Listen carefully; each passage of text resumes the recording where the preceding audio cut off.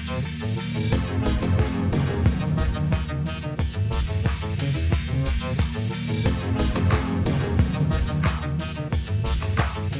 Sciforror Film Podcast.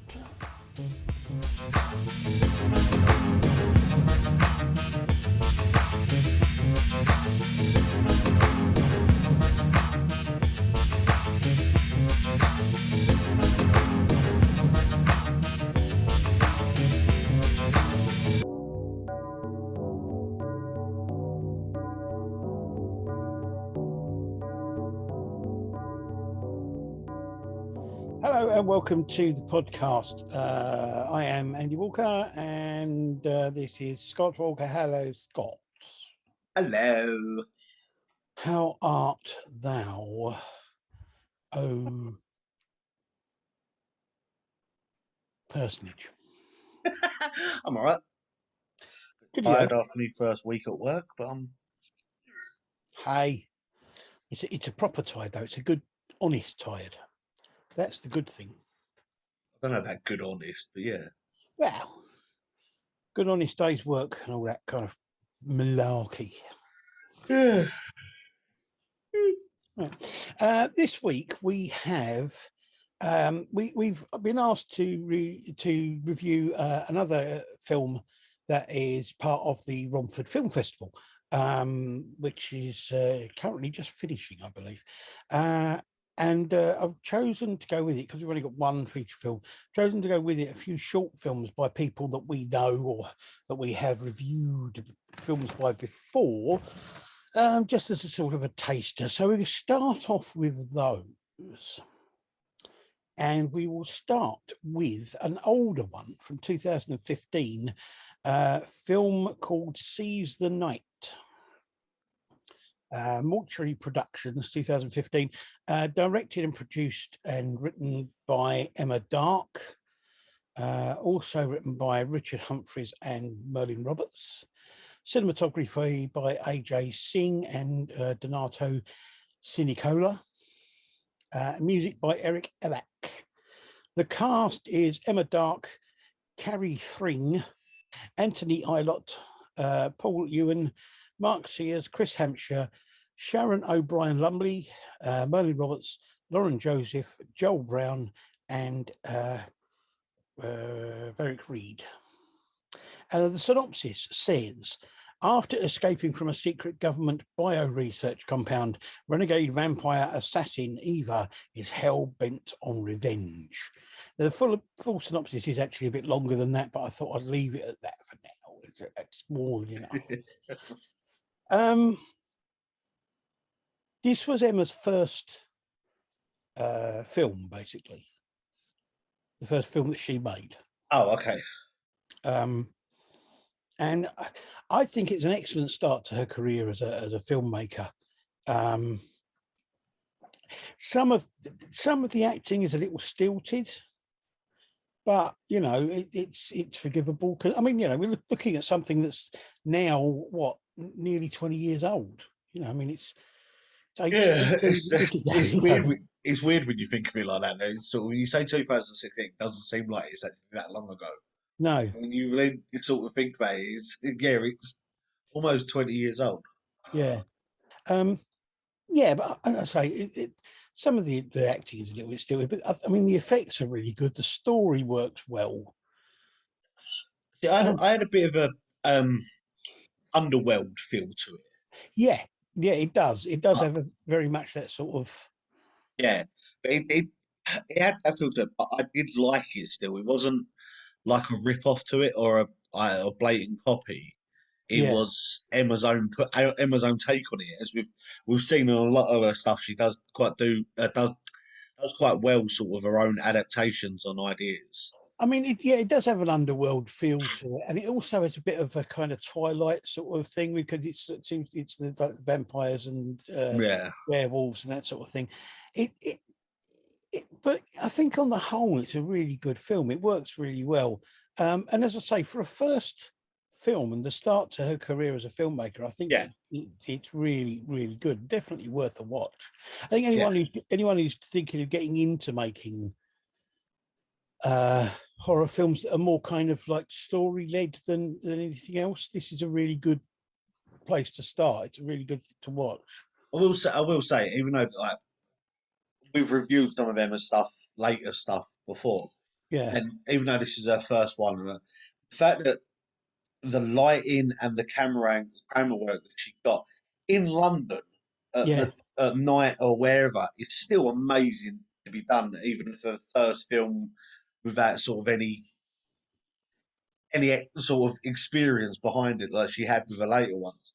yeah, yeah. It's the fact that she's still got that lighting effect and the in London, and it's not like it was even sort of on the outskirts of London. No, no. Shots that she did by the flood barrier and the bits that are actually in central London, Yeah, and to have them effects and the angle she did, and to be able to pull it off with the way she did sort of early on is not it doesn't surprise me how she then become as good as she did, I the think way the she other has thing been. is the fact that she's always been quite clever in surrounding herself with people who are really good at what they do. She's had Oh yeah, really good cinematographers that she's worked with in all of her stuff, and I yeah, think that it's a credit to her to realise that having a good cinematographer is a really important part of making a film, and it's those decisions that you make. You do it yourself, or do you get somebody else in yeah, can do the job the way you want it done, and she obviously has found the right people to work with. yeah. All and, the and things when we spoke to Emma, yeah, she even said that all of her stuff is the fact that yes, she might it has her name plastered, but she wouldn't be able to do it without the team she has. And the thing is, it's the same for sort of a lot of people. Like you think of the sort of the bigger names as well. Yeah, okay, yeah, they've got their names connected to it. If it yeah, wasn't for the people that are in their team, they absolutely. wouldn't be able to do it. And Emma's just proves again that sort of the connections that you can get for it. But it is making those decisions of choosing the people Yeah, to go with that will get the look that you want, and that's the thing. She knows what look she wants, and she knows for the people that can get that look and make it the way she wants to. And yeah, I think it's really good. it is. It's a very good film. Right, the second one is another one from a couple of years ago. This is 2021. This is a deformed lunchbox film. Friends at Deformed Lunchbox, Peter Hatch. This is called The Little Garden Gnome. Uh, Director was Denman Hatch. Cinematography by Matt Hamilton. And the cast is Ricky Wright and Anne Shepherd. The synopsis says, will you watch the little garden gnome, or will the little garden gnome watch you? Dun, dun, dun, dun, dun. Oh, it's great. It's brilliant. It doesn't have so much of the blatant sort of comedic feel that some of their other stuff has got, Yeah, but it, it's not in your face, but it's it's a bit definitely there. yeah, it's a bit more subtle, but it's yeah, it is. It's great. It's again not necessarily the most original of ideas, but No, it's done so well, and I wasn't uh, expecting the ending. no. It's just the thing is that it's one of my notes that's done that I've written down or to put out. Is the fact it's not an original idea. There's been so many of them out there. But again, it's the full lunchbox put their take on it and their twist on it every single time, and the way they done it. And yeah, I agree with you. The ending to it Yeah, completely threw me completely, and I know that their films do that. yeah, But when it then come when the way it ended the way it did, and I sat there, it was like, hang on, what? And I had to go okay, back again, and yeah, I watched it about 3 times, and I sat there like, no, it threw me every single time. yeah. But yeah, it's great as their films always are. It's a really well made film. Yeah, It's really well put together, well edited, well written. It's great. I love their stuff. Love everything they do. And I've got to say a quick shout out to them because Pete Hatch was wonderful, and he has actually sent us t-shirts with the Deformed Lunchbox logo on, which was wonderful of him. He didn't need to yeah, do that, but it's a wonderful thing for him to do. And yeah. if I could love them anymore, I do. It's just It's just it's the thing is that I sat there and I watched this film and I was laughing so much at just the fact that the way that he twisted and threw me. Like yeah, I sat there with Amy and she sat there and she was like, what? So I played it to her. and she's only watched. I think she's watched one other of Deformed Lunchbox's films. She sat there with me. And she just went, "They are excellent," Oh, they are. and it's just I love Everything everything they they do is do. everything they do, everything they make is brilliant, and they're really nice people. They're just really great guys, you know, I I I look forward to watching their films every single time I watch one. I, It's just great. I will say as well, I love the actor they had in it. Yeah, I sat there and I just the thing is that again, especially now, I know people that are like that, especially with garden gnomes. yeah, And I just looked at it, I was like, oh my god, it's them. And yeah, then but it was how quickly it turned. It threw me. yeah. I wasn't expecting that to switch that quickly. It was just kind of, oh, okay. Um, but brilliantly done again, as always. Their films are just brilliant, and I would suggest everybody out there watches Deformed Lunchbox. That, you know, subscribe to their YouTube channel and just watch all their stuff because it's really worth it. You'll Yeah, enjoy it. You will there's, really enjoy there it. is definitely a video out there for everyone that they've done. Absolutely, If you like horror stuff or even the comedy factor of it, there is something that on their channel that you are gonna like. absolutely. It's fantastic, and the thing about it is that there's never there hasn't been one of their films where the comedy has overpowered the horror or the No, horror has overpowered the comedy. yeah, It's really good kind of balance all the way yeah, through. It works so well. I love it.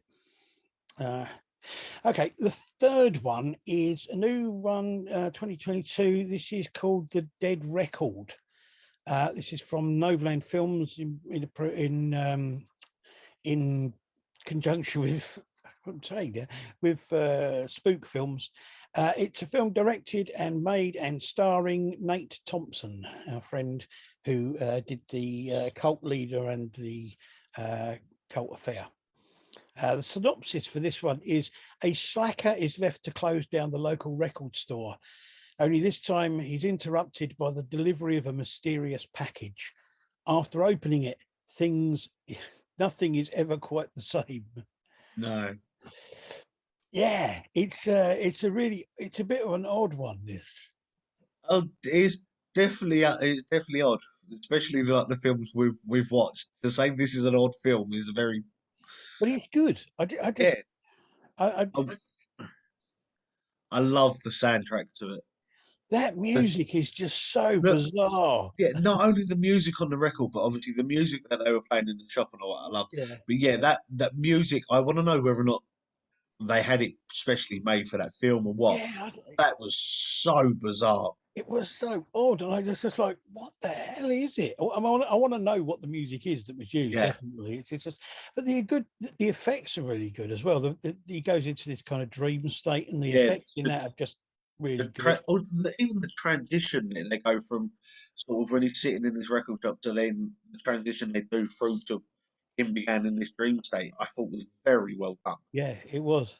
I did feel that I think that could be a really good end part to an anthology movie. Yeah, You could have an anthology movie based around the shop, yeah, the things that happen in the shop when he's there, or people come in and tell him things, you know, talk to him about things that have gone on. You can have an anthology movie based around that and have this as the end part of it. yeah. And I think that would work really, really well. I will say when he was part of it, I was concentrating so hard on what he was saying because when he was talking to his friend about the films that they were saying on how they felt. I so wanted him to say one of the films we've reviewed. Yeah, I was expecting him to say it, and I was sitting there just I would have creased up. But I yeah, just even that is just I love the fact that it wasn't like a typical sort of overreacting sort of acting job to it. It was genuinely what I've heard people have conversations yeah. like that in shops like that. It was just two mates chatting in the shop. Yeah, It wasn't. It didn't even feel that it was acted. It just felt like it was two guys chatting, yeah. and And it's. But I really liked it. It was a really good, and the ending of it was really good, and it yeah, so this is the worked thing is really well. it's left me with more questions as well. Like obviously where the music came from and stuff like that. Obviously what goes Yeah, because it says about where the band came from and that done it. yeah, But then why did demon or whatever it is that's chasing him, why she's in a wedding dress. But the other thing, yeah, where did the other guy get the record from, and Yeah, why do you pass it on to him specifically? yeah, And exactly. what's all that about? But it was the quote that he done as well. Obviously, the normal quote is "Hell have no fury like a woman scorned." That's what everyone knows. Yeah, But then he was saying about the fact that he's got no fury like a demon scorned. And I yeah. was like, I was sitting there for ages. Why? And then when he played the music, I was like, wow! It It, threw me completely. it is really, really odd. I love the music though, because the really weird thing is I actually liked that music. Yeah, it's just the bit like out of all the tracks that they played on it, like the one that they start off with, and when he's in the car, the record that they played, that the music, I stick is stuck in my head more. Yeah, I really liked it. It's so odd. It's really, really really good. Good film, definitely worth a watch. And as Yes. I say, all of these links will be up for the YouTube things for those films. Now, on to our feature film. The feature film is part of the Romford Film Festival. So at the moment, there won't be a link to the film itself. I will put a link up to the IMDB page, as I did with the ones last time. This is a film from 2021 called For Roger. Now, this is actually listed as being a thriller, but yeah, I think it's more of a horror sort of thing. Where are we? Directed and partly written by Aaron Bartuska, who also made a film called Epilogue in 2018. The other two writers are Gwen Cutler and Derek Pinchot, or Pinchot, I'm not sure. But neither of them have really done anything else that we would Okay. want to Yeah. talk about, really. The music was by Will Dinola. Can't find anything else out about him. The cast was, I knew I shouldn't have done this, Michael Andruskowicz, who was also in Epilogue in 2018. Jenna Gibalisco, who has done nothing else of note for us. Nicholas Paparo, who did nothing else for us, and Russell Rainier, who has done nothing else of interest for us. The synopsis says, after receiving word of his partner Clara's passing, Roger travels to the desolate family cabin where they would often vacation together. As he pores over the home videos recorded during their trips, Roger begins to realize that someone has been watching them from the woods for years. It's odd, actually, this. At the beginning, there were some really odd camera angles and shots, and I didn't know what was going on. Really didn't know what was happening right at the beginning at all. And it seemed a bit confusing. And then it kind of explained itself as it went on. Yeah, sort of. Yeah. I love the use during the credits, especially, but all throughout the film. They use this kind of the music plus these sounds, which become really kind of overpowering of the music, and to build tension. But they build the tension, and then nothing actually happens. Yeah, But it's so many. the music stops, but you're still left with that kind of tension feeling. It's like, oh, Yeah. what's going to happen? Well, And what I liked about it is that it's very weird. I'm in a bit of two minds about it, mainly because of the fact that it's confused me. But the angles and the shots they had is the fact that some of they were very odd, and found myself looking more around the edge of what was going on in the background to see if I could notice anything. yeah, But then it was the sort of over overdone shots. So like once the sort of characters have gone out of shot or whatever, it stayed on the screen, and it sort of it for me. I was sitting there like, is something going to happen? yeah. And No, it was making that sort of feelings like that, and then nothing did. And you're like, it doesn't get rid of that feeling of the sort of pulling you in. the interesting thing is that they did it a number of times and nothing happened. But then there were a couple of times when they did it and something actually did happen Yeah, because of the fact that you didn't. If you look in the background, you can see that something has changed or whatever. Yeah. And that was very cleverly done because of the fact that you almost dismiss it because it's happened 3 or 4 times and nothing's changed or nothing's happened in the background. So the next time it happens, you don't notice it as much because of the fact that you just don't expect things to have changed. It was really odd because it was kind of like a mix of a cabin in the woods film and a found footage film. Yeah. Which is, It's exactly what I thought. I said it was almost like a found footage version of Cabin in the Woods mixed with Friday the 13th sort of film. the interesting thing is there was one we watched a few weeks ago that we said was like a mix of the two, but it didn't work. But this one really does. I think it really works well. Yeah, it's. I think the way that the tension built up in it was very well done, and the sort of the emotion that the actor had in it with it sort of it was very raw. It was very sort of almost personal sort of feel Yeah, to it. And it was and the fact that as well that there wasn't it was just him where even when he confronts this other person, there's no dialogue between them. It's just no, him ranting and having a go, and it's all for the other person. It's all through their eyes, and you can see it through there. And I think that is very well done. it is really good. I mean, it was a bit confusing in places, but I like the use of imagery in it, like the deer heads and some of that stuff. The way they did the close-ups on them and that sort of thing, and the eyes, Yeah, that was really well done. It's a bit slow, but it's really interesting. It keeps you engaged. yeah. I sat there and I sat there for a lot of it for like sort of about until about halfway through. I was just like nothing's happening, and having that sort of that bored feeling, but I couldn't take my eyes off the screen. Yeah, I sat I there and wouldn't. I was like, something needs to happen. It needs to move. But I then sort of, I couldn't take my eyes off to sort of sit there and go, like I've done with a lot of the films. I've been really interested, but I've been able to still look out, look away for it. And this, I Yeah, sat there and constantly was like, something's got to happen now. yeah, And and it just, I don't know how they've done it. It's the fact I sat there like, nothing's happening. It's boring. It's dragging. But I couldn't take my eyes off it just in case that something happens. the thing is, I mean, I know you only see them in snippets from their relationship because they're only there for a certain amount of time.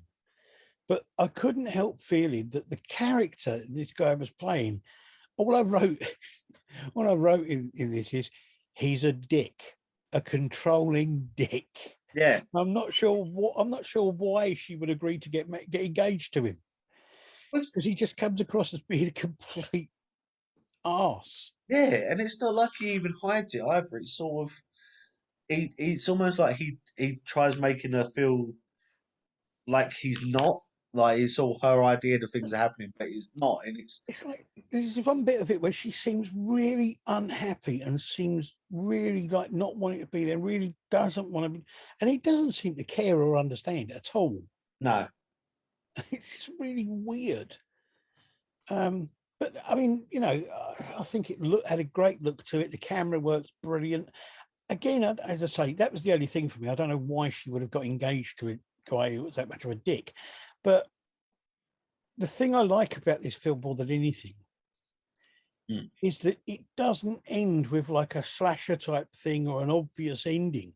It ends with a really open ending that means there could possibly be a sequel, But maybe, but I don't know what you would do with it.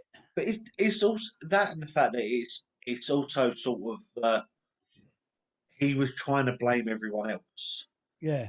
The fact that he was trying to blame the way she was with the reason the relationship broke up.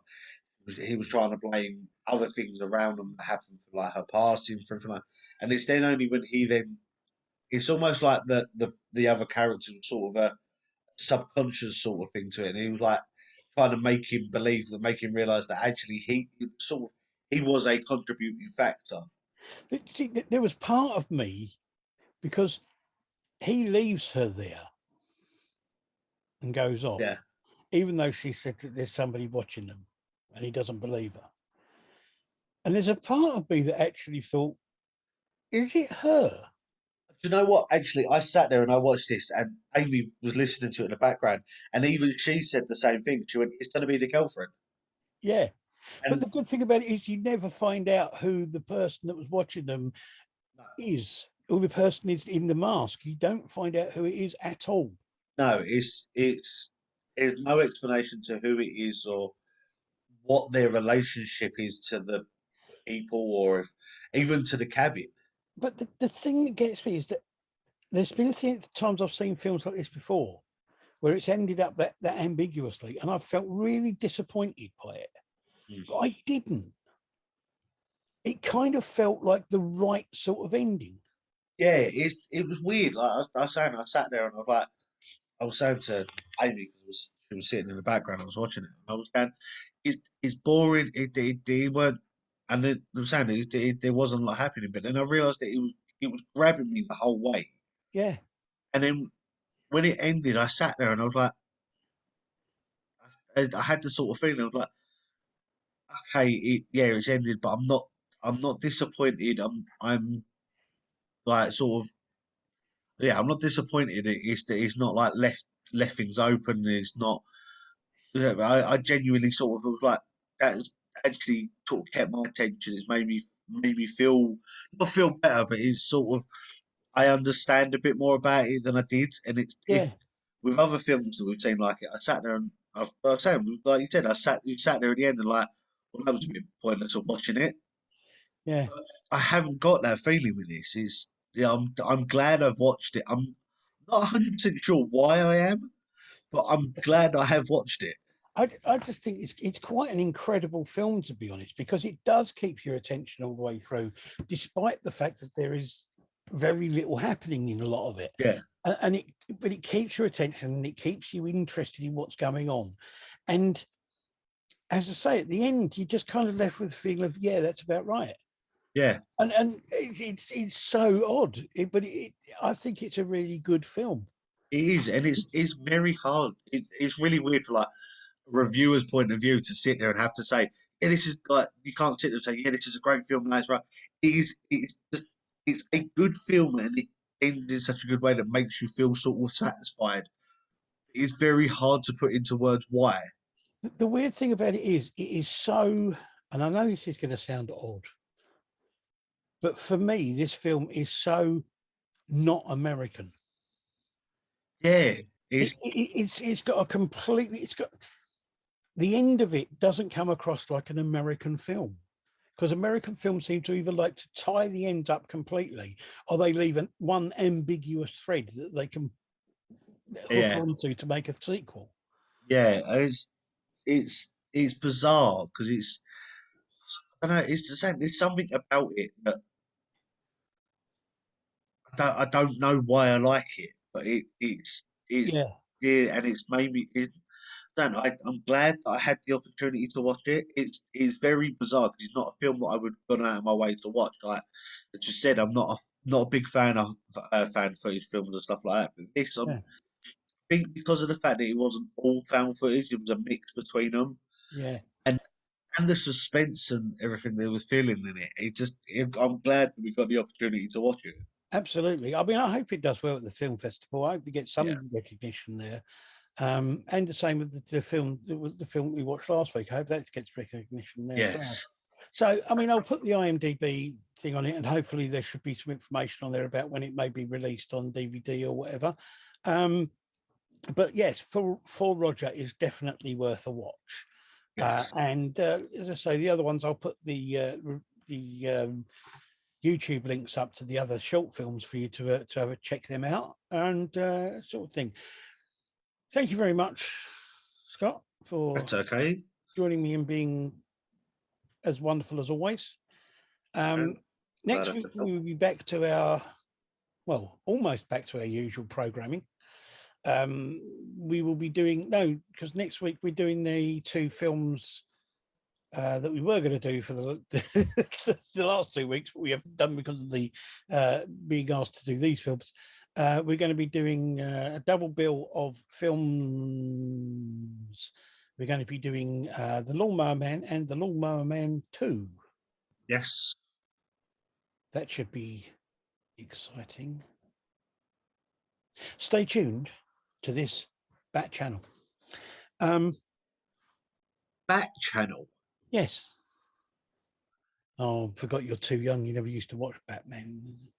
Same bat time, same Bat channel. Not with Adam West in it. No, I didn't. Yeah, best one. Best Batman there's ever been. Never been a good Batman since then. Any road up, as they say. We will see you again. You will see us again. We will still be here wobbling about in our boxes. And at some point in the future, there will be other things going on. So keep an eye out for those and don't let your ears go green. Thank you very much. Bye. Bye.